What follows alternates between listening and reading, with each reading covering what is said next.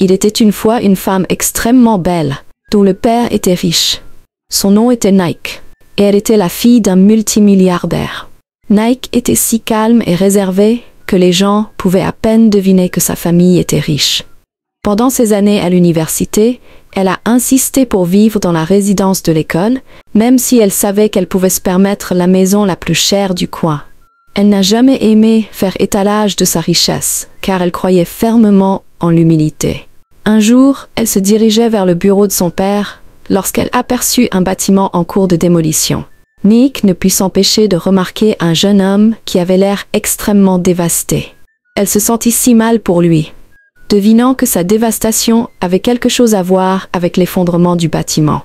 Elle arriva au bureau de son père, mais ne pouvait pas détourner son esprit du jeune homme qu'elle voyait. Nike décida de retourner sur le site de démolition lorsqu'elle croisa le jeune homme qui était sur le point de sauter d'un pont voisin. Son cœur s'emballa lorsqu'elle le vit debout au bord du pont, regardant les eaux tumultueuses en contrebas. Sans réfléchir, Nike se précipita vers l'homme. Elle le supplia de ne pas mettre fin à ses jours, et l'homme lui dit qu'il n'y avait plus rien pour quoi vivre. « Il ne me reste plus rien. Tout ce pour quoi j'ai travaillé est parti. Mon rêve, mon bâtiment et même ma volonté de vivre. » Nike s'approcha, sa voix douce mais ferme. « Mettre fin à tes jours ne résoudra rien. Je ne connais pas ton histoire, mais je sais que tu vaux plus que ce moment. » Pendant un long moment, le jeune homme la fixa du regard. Mais quelque chose dans les yeux de Nike, un mélange de compassion et de force, l'empêcha de faire le dernier pas. Il s'éloigna du bord du pont, son corps tremblant, tandis qu'il remerciait Nike de lui avoir sauvé la vie. Le jeune homme, qui s'appelait Timmy, commença à lui raconter l'histoire de sa vie. Le bâtiment qui venait d'être démoli était l'œuvre de sa vie. Un petit bureau technologique prometteur qu'il avait construit de toutes pièces. Un litige judiciaire concernant la propriété du terrain avait conduit à sa démolition, et c'est ainsi que les rêves de Timmy ont été réduits en cendres. Nike l'écouta attentivement pendant qu'il lui déversait son cœur. Elle ne pouvait pas croire ce qu'il avait traversé, et décida de l'aider. Nike présenta Timmy à son père, qui accepta de l'aider. Timmy ne pouvait pas croire que la vie avait décidé de lui sourire. Sa start-up technologique reprit son envol, et peu de temps après, les investisseurs commencèrent à affluer, et son petit rêve se transforma en un empire florissant. Timmy ne pouvait pas croire à quel point sa vie avait changé. De se tenir debout au bord d'un pont, à diriger des réunions dans des salles de conférence aux parois de verre. Nike l'accompagna à chaque étape du chemin, l'encourageant et lui offrant une force tranquille sur laquelle il avait appris à compter. Au milieu de son succès, Timmy commença à développer des sentiments pour Nike. Ils passèrent du temps ensemble et devinrent rapidement un couple. Un jour, alors que Nike et Timmy sortaient du cinéma, une belle jeune femme s'approcha de lui pour se présenter. Elle s'appelait Miwa. Elle était grande, élégante et se tenait avec un air de supériorité. Son maquillage était impeccable et sa tenue de créateur criait richesse et privilège. Elle se dirigea droit vers Timmy et lui tendit sa main parfaitement manucurée. « Bonjour Timmy, je m'appelle Miwa », dit-elle avec un sourire sur le visage. Timmy hésita avant de lui serrer la main, son esprit se demandant qui elle était. « Est-ce que je te connais ?» demanda-t-il, tandis que Miwa riait doucement, ignorant Nike qui se tenait à côté de lui. Elle ignora complètement Nike, agissant comme si elle était invisible. « Pas encore, mais bientôt tu apprendras à me connaître. J'ai suivi le succès de votre entreprise et je dois dire que je suis très impressionnée. Je pense que nous avons beaucoup de choses à discuter au cours d'un dîner peut-être. » Elle demanda à Timmy en lui tendant son téléphone pour entrer son numéro. Timmy, encore sous le choc, donna son numéro à Miwa en lui promettant de l'appeler. Nike, qui se tenait là depuis le début, sentit sa poitrine se serrer.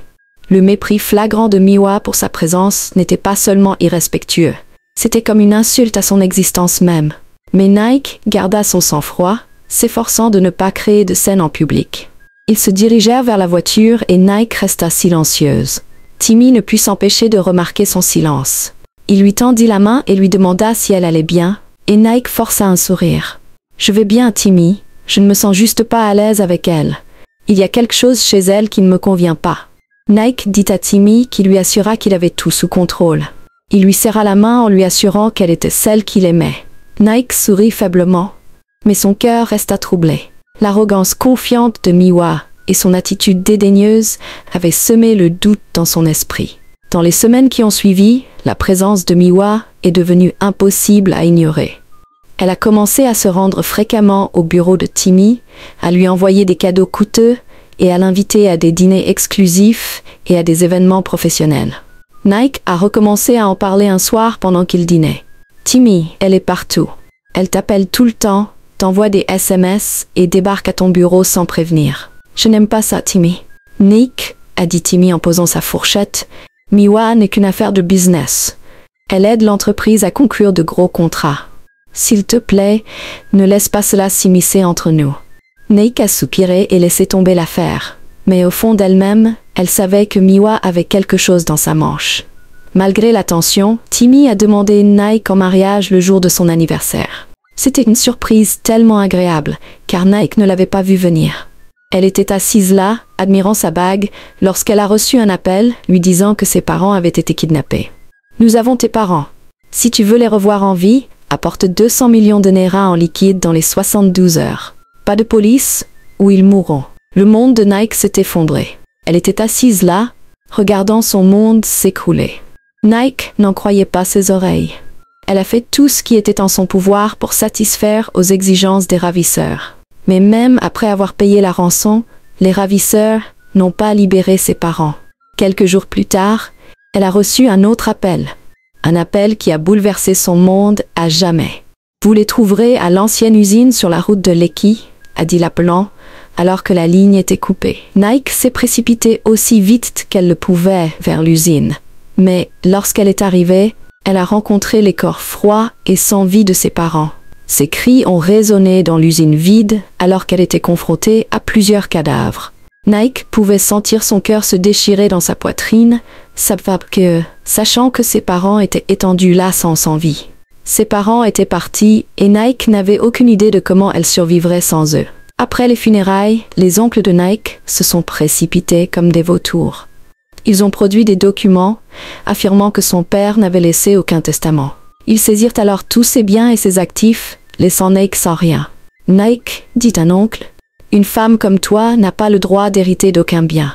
Tu devrais t'estimer heureuse que nous t'ayons laissé garder les vêtements que tu portes. » Nike resta là, regardant ses oncles qu'il avait bien traités quand ses parents étaient en vie, lui tourner le dos. Nike laissa le manoir de son père en ruine. Elle se dirigea vers Timmy, qui lui ouvrit les portes et l'accueillit chez lui. « Tu es toujours la bienvenue ici, » dit-il à Nike, qui s'accrocha à lui, brisé et vulnérable. Les mois passèrent, et Timmy commença à traiter Nike comme un fardeau. Il ne parla plus jamais de leur projet de mariage, et chaque fois que Nike abordait le sujet, il s'emportait, et lui demandait pourquoi elle était si désespérée de se marier. L'amour qu'il avait pour elle s'était évanoui, et chaque jour qui passait était rempli de nouvelles disputes. Timmy était désormais distant, et sa présence autrefois chaleureuse et rassurante était remplacée par une froide indifférence. L'homme qui avait promis de rester à ses côtés, quoi qu'il arrive, était devenu un étranger qu'elle avait du mal à reconnaître. Nike essayait d'ignorer la distance grandissante entre eux, espérant que ce n'était que le stress du travail. Mais au fond d'elle, elle savait que quelque chose n'allait pas. Miwa traînait toujours dans l'ombre. Sa présence était même devenue plus prononcée qu'avant.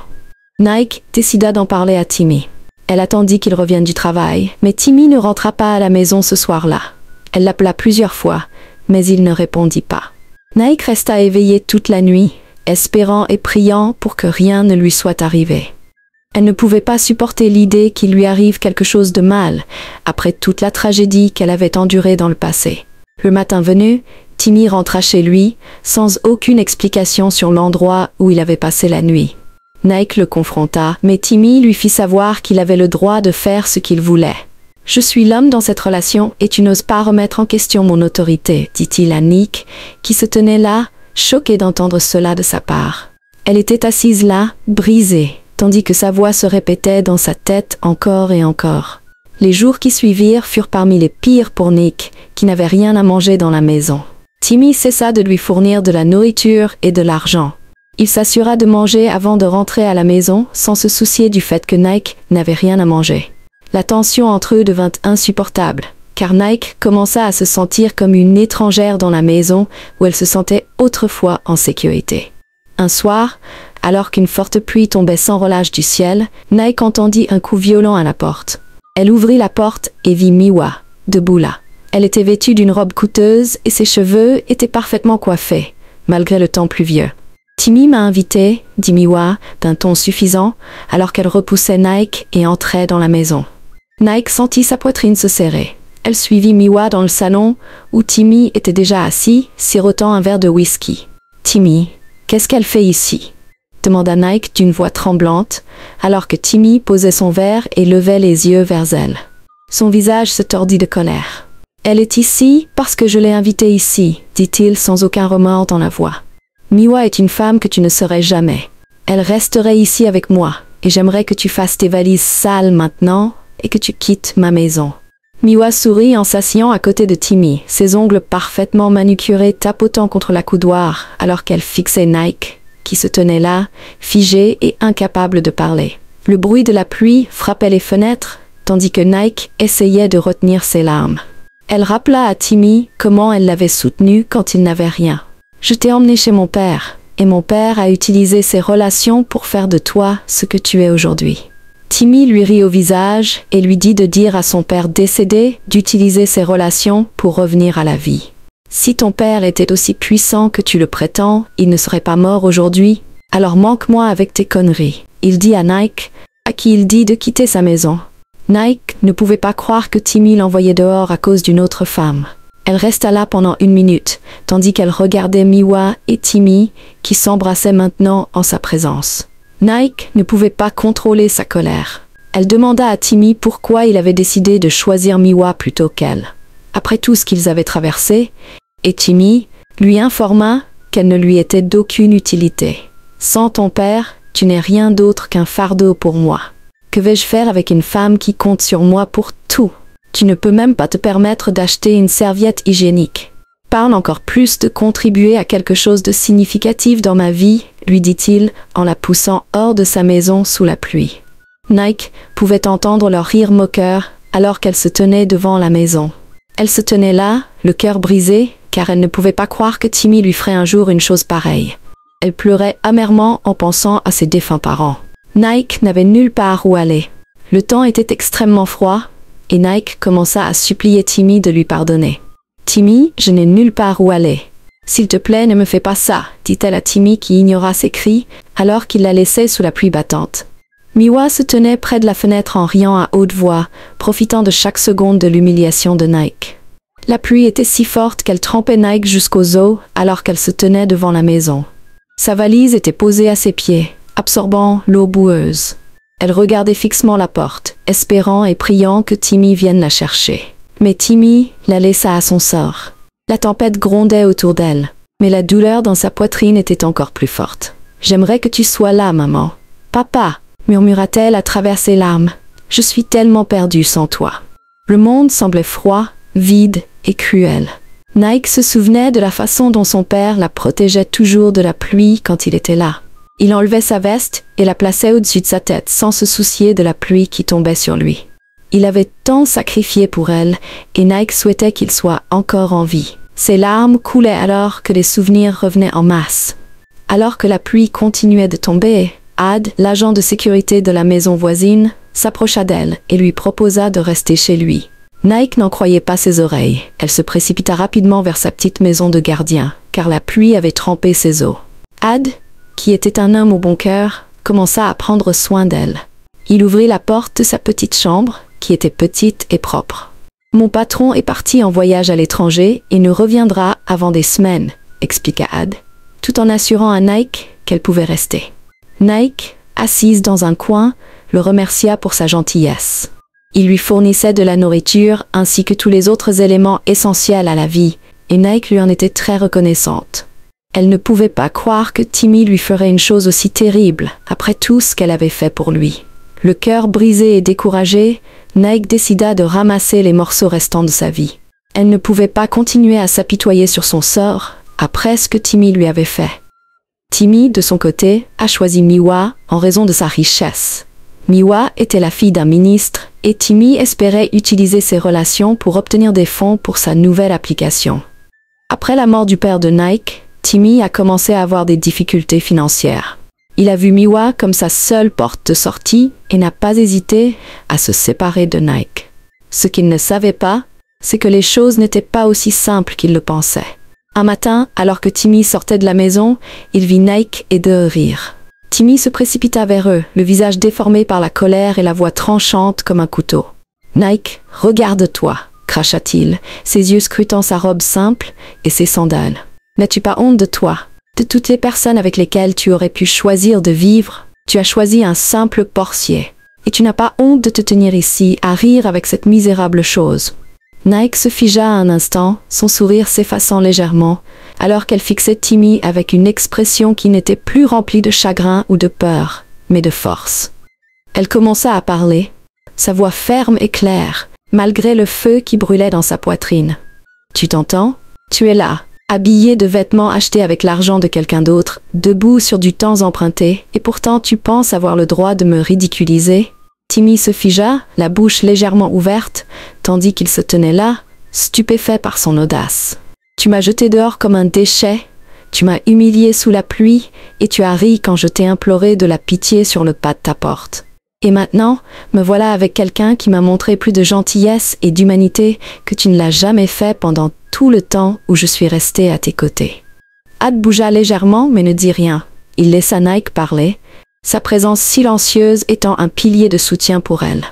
Nike s'avança, ses yeux fixés sur ceux de Timmy. « Tu appelles Ad un simple gardien, mais laisse-moi te rappeler que c'est ce simple gardien qui m'a relevé quand j'étais brisé, m'a donné un abri et m'a traité avec respect quand tu me traitais comme un fardeau. » Le visage de Timmy devint rouge d'embarras, mais Nike n'en avait pas fini. « Tu m'as perdu, Timmy. Pas à cause de Miwa, pas à cause de ta cupidité, mais parce que tu n'as pas vu ma valeur. Et maintenant, tu te tiens là, essayant de me faire tomber à nouveau. Mais laisse-moi te dire ceci. Je refuse de te laisser avoir du pouvoir sur moi.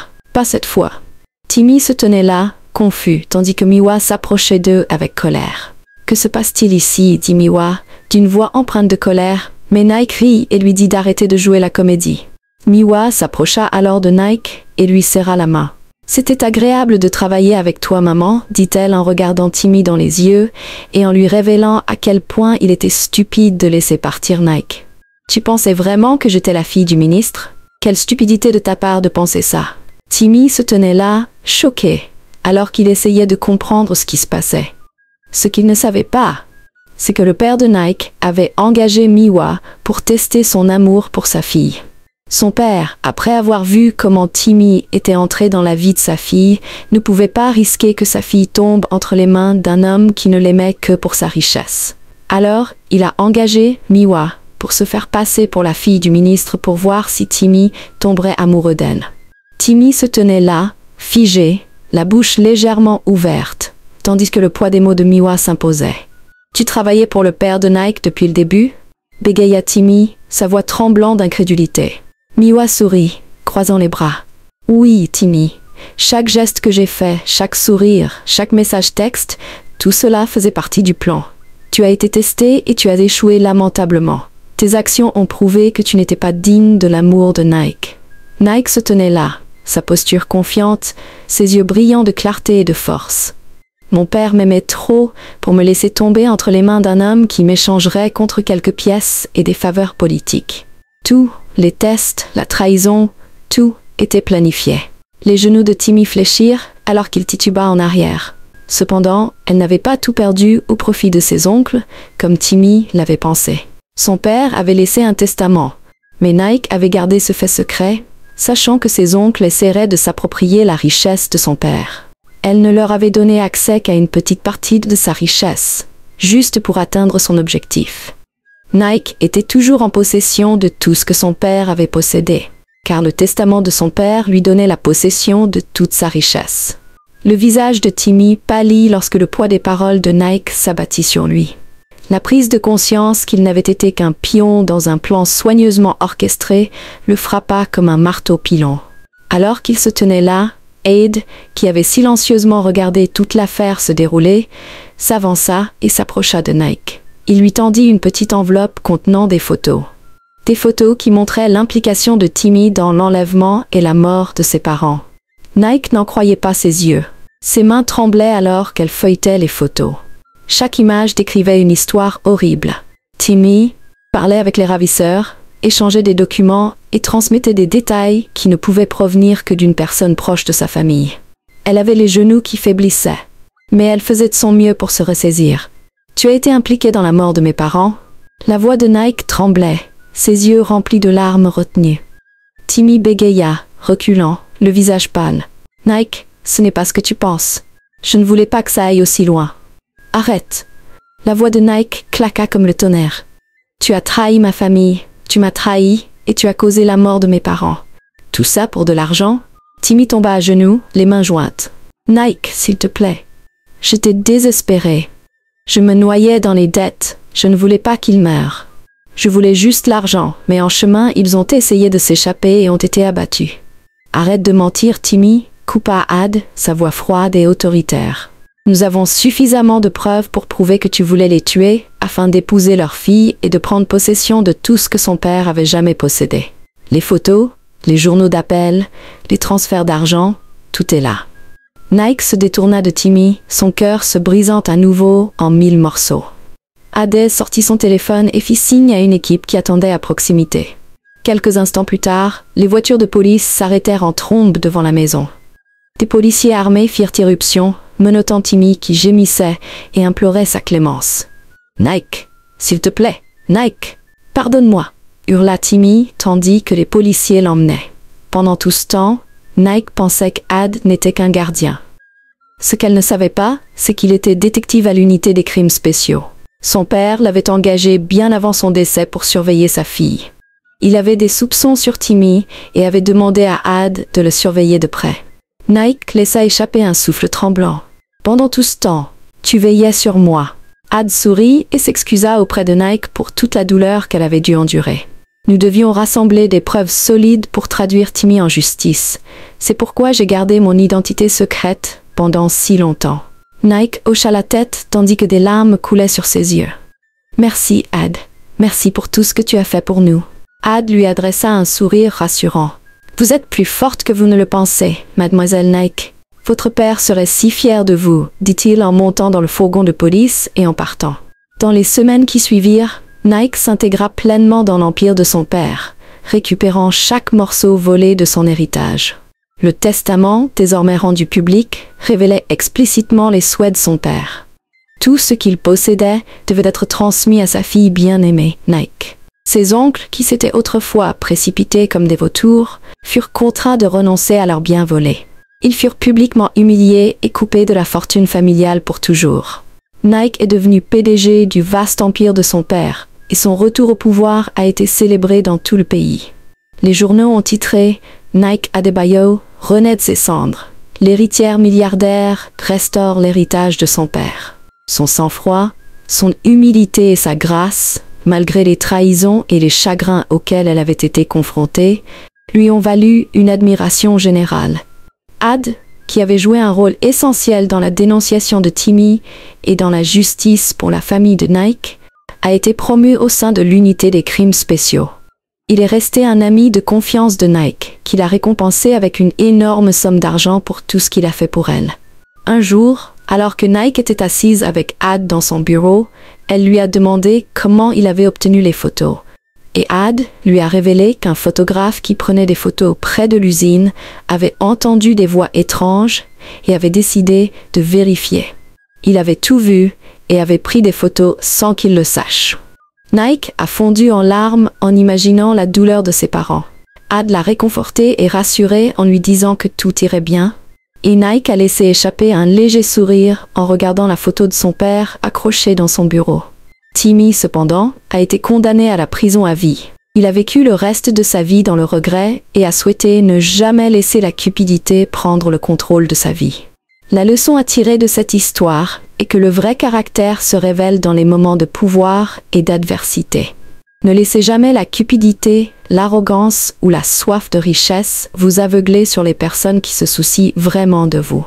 Rappelez-vous toujours que l'intégrité, la loyauté et l'humilité sont les plus grands trésors qu'une personne puisse posséder. J'espère que vous avez apprécié l'histoire.